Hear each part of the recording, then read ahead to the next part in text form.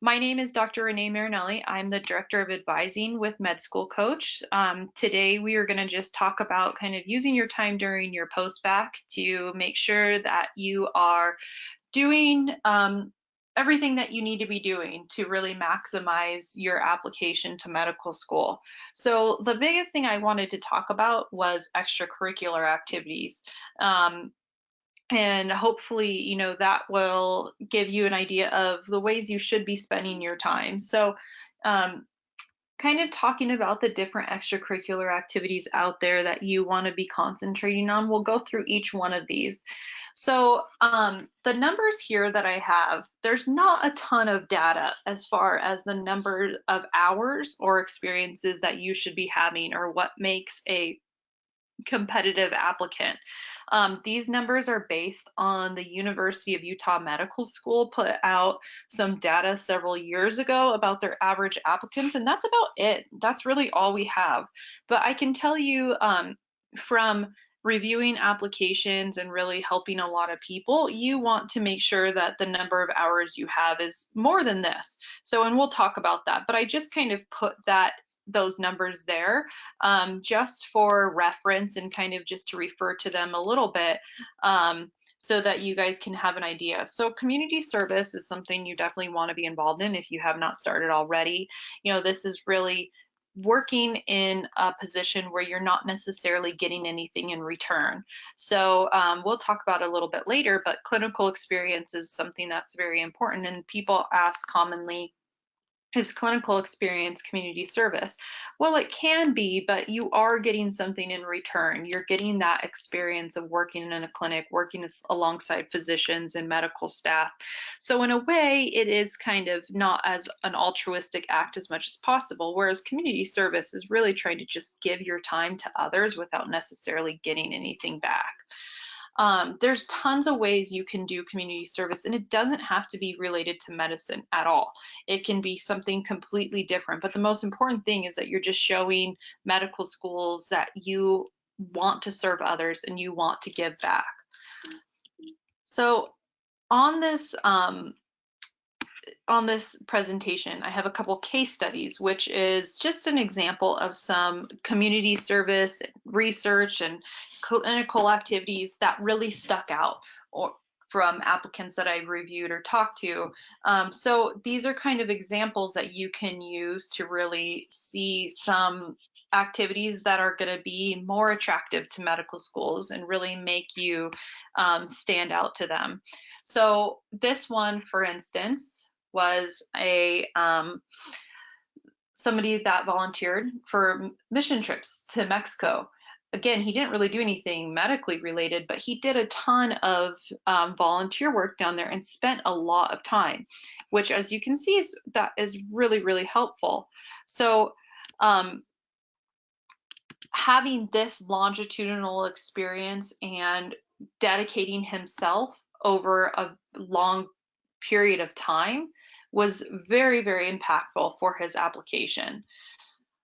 So let's talk about clinical work. The most important clinical work that you could have is working directly with patients, and medical schools really want to see that you are having some patient interaction experience, and that means working with people directly and making sure that they are being taken care of, talking with patients, etc.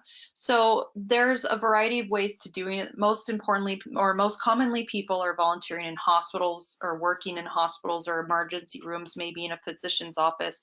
Clinical research is a great way to get some direct patient experience. And these numbers, as far as the average applicant, I think are very, very low. Most applicants that are competitive have at least 200 hours of clinical service. So a case study here was somebody that volunteered at a local free clinic that really served a diverse patient population. And what's great about free clinics is lots of times you're really able to get involved pretty directly with patients because it is a free clinic. Most of the time it's ran by volunteers, usually medical students and physicians and undergrads. So usually your patient interaction is a bit more in depth than you might get volunteering at a major hospital. So this person really was able to work closely with physicians and patients, and that experience really showed that they could build relationships with patients, connect with them. It showed their communication skills, their ability to collaborate. So, I mean, these types of activities, if you're able to get this in-depth clinical experience, it can be very great for your application. Research. So hopefully in your post-bac or your master's program, you have some research activities or opportunities, because this is something that, you know, medical schools really, really want to see on your application. Research is usually going to be most valuable if you've actually tested a hypothesis, or if you've actually designed your own experience and or experiment and, you know, saw it through to the end. Publications are great to have, but it's definitely not required. It's kind of like icing on the cake if you're able to have a publication. A case study was somebody that had a year in a research lab that was both bench-based research and also clinical research, and this person got published, which was awesome. So again, kind of icing on the cake and making his experience just really stand out.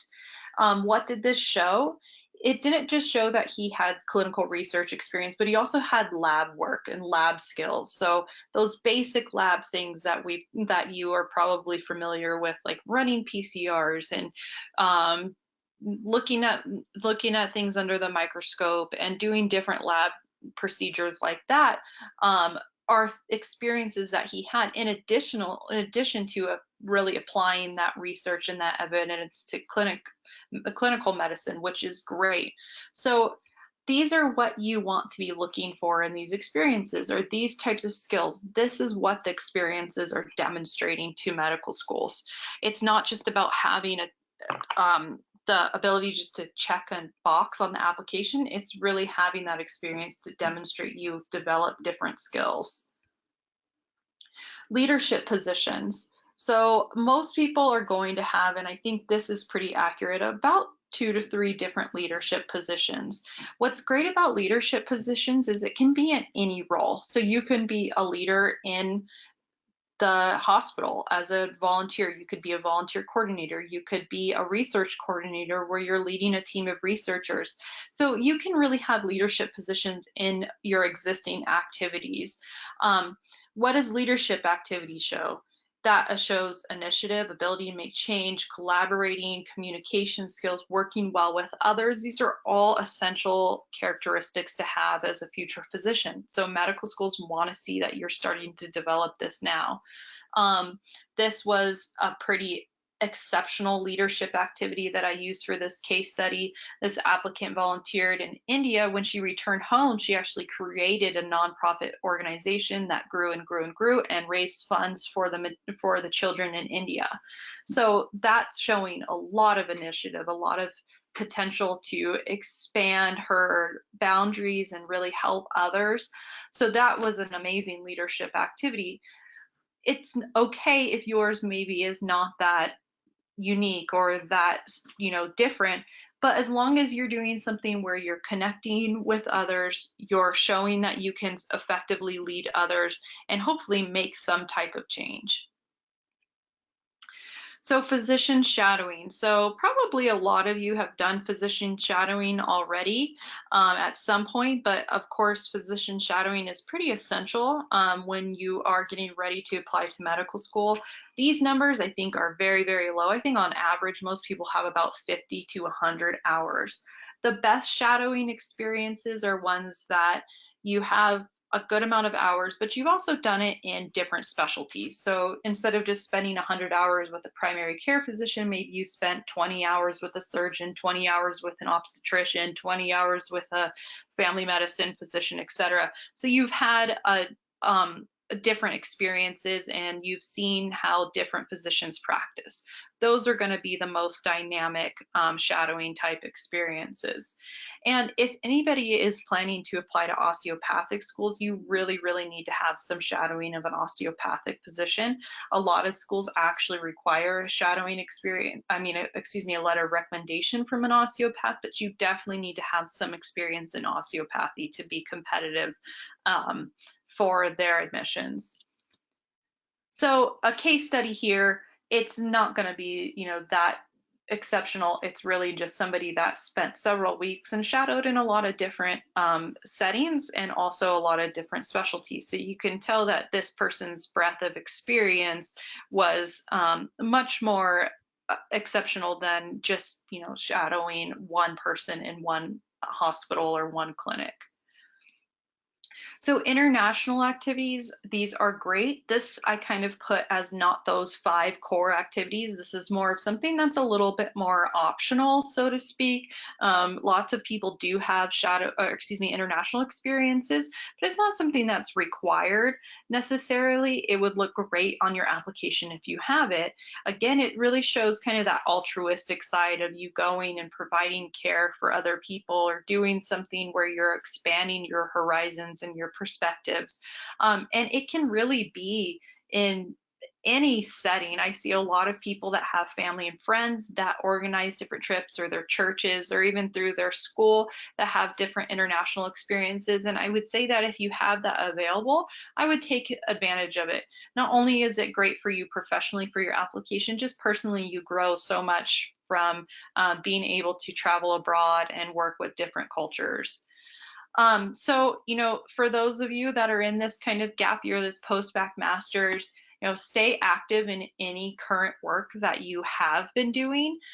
Most importantly about your activities, and we'll touch on this in the next slide, is that you really want activities to be longitudinal. You want to show dedication and a commitment to activities. So sticking with them as long as possible looks great. You're obviously in a post-bac or a special master's, so this is something that you really need to address, continue doing so. And then if you need to work while you're doing your post-bac or your master's, I always try to continue or recommend people work in some type of job that's going to contribute to their application, and usually that's scribing or EMT work or research. And just continue working with patients. Show medical schools that you're continuing and you're diligent and wanting to gain that experience. So kind of in summary, what makes those best extracurricular activities? Again, doing something that's continuous, longitudinal. It looks much better to have an activity that you've been dedicated to for several years rather than just having, things here and there for a month at a time or a couple weeks at a time that you didn't really spend a lot of effort in. Do something you're passionate about. Don't just do an activity to check a box. That a lot of people try to just fulfill what they think is required, but when you actually have to write about it on your application and then talk about it during interviews, it's going to come out if you weren't passionate about it and if you were just doing it just to fulfill what you think is a requirement. Obviously, as we said, try to work with patients as much as possible.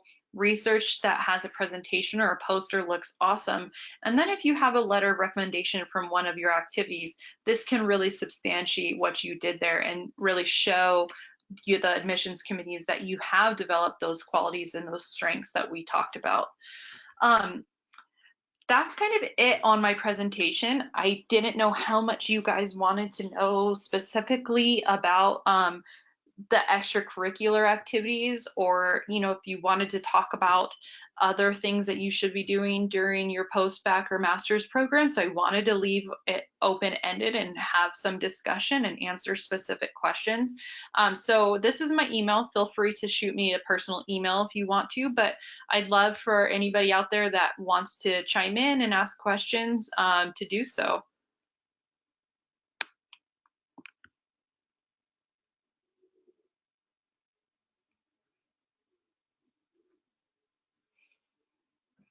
Anybody have any questions or, okay. Thanks, Allie. I'm happy you joined us. Hopefully that kind of gives you some thoughts on what you should be doing now. But if anybody else has other questions, I'm more than happy to answer them.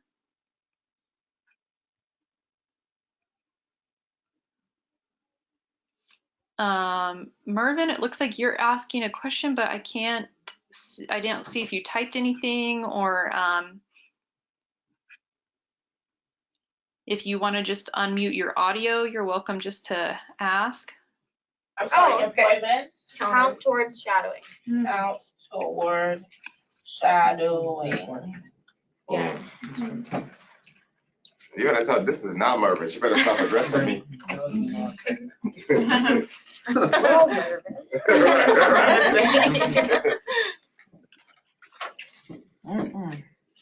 No, it doesn't. No. Oh, what does it count? Well, Is it When you're No? paid, You're paid to No, show the you're job. it's a job. Oh. When you're shadowing, you're observing. When you're volunteering, you're not paid. You have to distinguish them. Anyone have any questions? I mean, even if Answer there's yours. So in that program, you shadow Okay. at Charles Drew. Okay. How about a pet shed?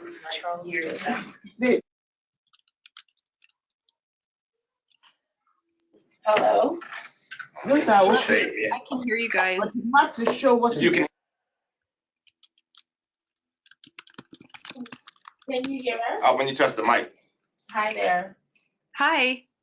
So the question was, does clinical employment count towards shadowing? What are you asking? If you are shadowing, what kind of clinical employment are you referring to specifically? Medical scribe. Medical scribing? Medical scribing, yeah. I mean, I definitely would count medical scribing as physician shadowing. I mean, that's basically what you're doing. Not recruiting. How is medical?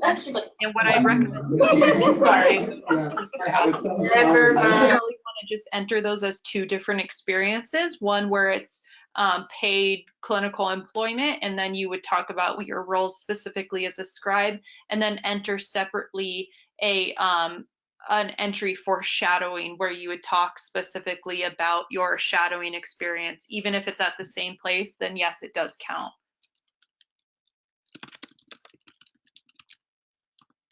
Thank you. Yeah. Elijah, it looks like you have a question. I'll see if I can unmute you and feel free to ask away. Hey, thanks for taking the question. So you were talking about research opportunities, and I was just kind of curious what the best way to go about getting involved those and finding those at our universities was going to be. For research, is that what you said? Yes, ma'am. Yeah. So, I mean, that's a great question, and I get that question a lot, is how do I go about finding research positions, especially like, as you said, you may have like a really big pre-med population at your university, so a lot of those research positions are already taken. There's really not a perfect answer, and I wish I could say that, there's one way to do it, but really it's just putting a lot of feelers out there. And what I mean by that is going to different departments at your university, talking to the department chairs, seeing if they have any leads, asking different professors that you've had in class if they have any opportunities, and just really kind of putting as many lines out there as possible, and sooner or later you will get something. It just usually takes a lot of time for some people at bigger universities. The other thing you can do too is look outside of your university, especially if you have like a teaching hospital, a university hospital. Then I recommend emailing some of the department chairs there and seeing if they have any clinical research. Obviously, you want to make it clear that it's, looking for non-paid research, and people are more willing to take somebody on that's volunteering to do work for them rather than paying them. But for example, if you had a teaching hospital next to you, I would recommend just looking on their website and maybe looking in the internal medicine department. You'll find on there like their secretary information, usually the department chair email address, and just email them and ask them, and do that quite a few times, and sooner or later you will get a position. Okay, great. Thank you. Yeah.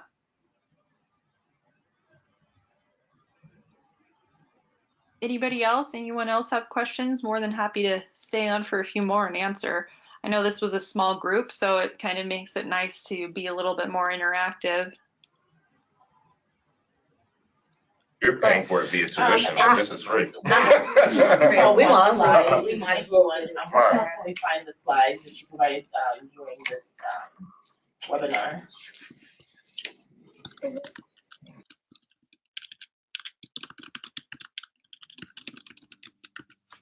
You guys there? Anybody there?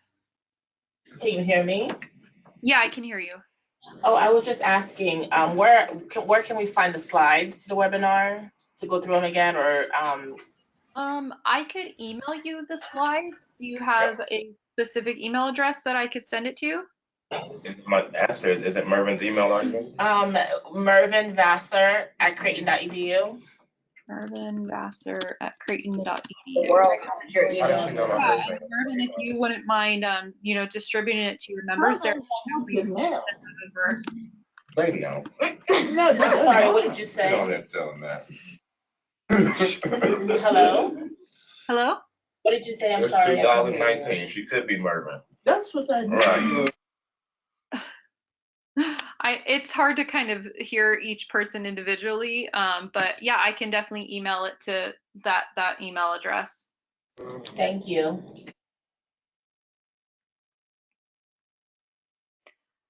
Well, thanks guys for joining us. Feel free to shoot me an email if you have any questions. Med school coach is always here to help you and get you ready for the application. Yeah, definitely reach out. We'd be happy to chat more or have another time to talk. And I'll send over those slides shortly. Thank you. No, sometimes they send out information regarding upcoming webinars and whatnot, so we just want to.